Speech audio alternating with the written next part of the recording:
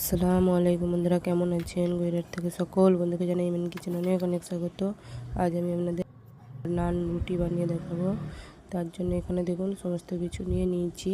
আমি একটা বাটি ইস্ট ও চিনি নিয়েছি আর হালকা কুসুম পানিতে সেটাকে আমি একসাথে মিক্সড করে নেব। পানি দিয়ে একটু ভিজিয়ে রাখতে হবে, রেখে দিলাম। এইদিকে ময়দাটা নিয়ে নিয়েছি, তাতে পরিমাণ মতো লবণ দিয়ে ভালো করে মেখে নিলাম।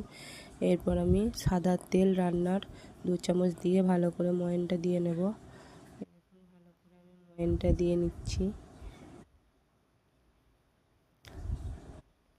ভালো করে ময়ানটা দিতে হবে। ভালো করে ময়ান দেওয়ার পর এই এক্সট্রা পানিটা যেটা রয়েছে সেটাকে দিয়ে ভালো করে মেখে নিতে হবে এবং একটা শক্ত ডো তৈরি করে নিতে হবে। খুব শক্তও না, ইস্ট দিলে এমনি চ্যাটচ্যাটে হবে এবং নরম হবে।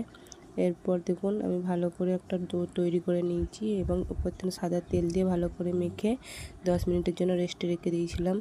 10 মিনিট পর এলাম, দেখুন কত নরম হয়ে গেছে। সেটাকে আরেকবার ভালো করে মথে নেব। দেখুন ভালো করে মথে নিচ্ছি, আমি হাতে করে ভালো করে মথে নিচ্ছি। এরপর আমি দুটো লেচি কেটে নিলাম, সেটা থেকে আমি আবার ছোট ছোট করে লেচিগুলো কেটে নিচ্ছি। এইভাবে আমি ছোট ছোট লেচিগুলোকে কেটে নিলাম এবং গোল গোল করে নেব। দেখুন ছোট ছোট লিচি কেটে আমি এগুলোকে গোল গোল করে নিচ্ছি এবং গোল গোল করা আমার হয়ে গেছে। সব কটাকে আমি গোল গোল করে নিয়েছি। এরপর আমি একটা বেলুন চাকিয়ে নিয়েছি, তাতে তেল মাখিয়ে নিলাম এবং বেলনিটাতেও তেল মাখিয়ে নিয়েছিলাম। দিয়ে একটা লেচি নিয়ে আমি সেটাকে গোল করে বেলে নিলাম। এই দেখুন গোল করে বেলে নিয়েছি। এইদিকে ওভেনটা জেলে একটা তাওয়া নিয়ে নিয়েছি। তাওয়াটা গরম হয়ে যাওয়ার পর আমি একটা পিঠায় নান রুটি দিয়ে দিলাম, দিয়ে এই পিঠে পিঠ করে সেঁকে নেব। এই দেখুন এক পিঠ হয়ে গেছে, সেঁকে নিলাম।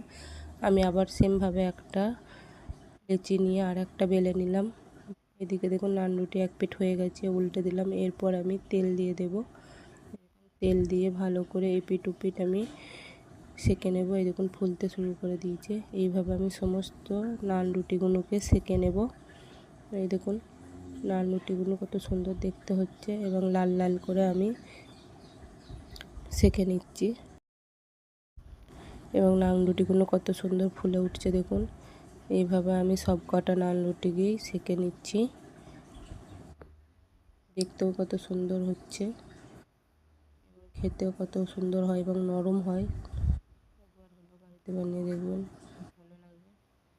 যদি তো ভালো লাগে তো লাইক কমেন্ট ও শেয়ার করবেন। ভালো থাকবেন, দোয়া করবেন। আল্লাহ হাফেজ।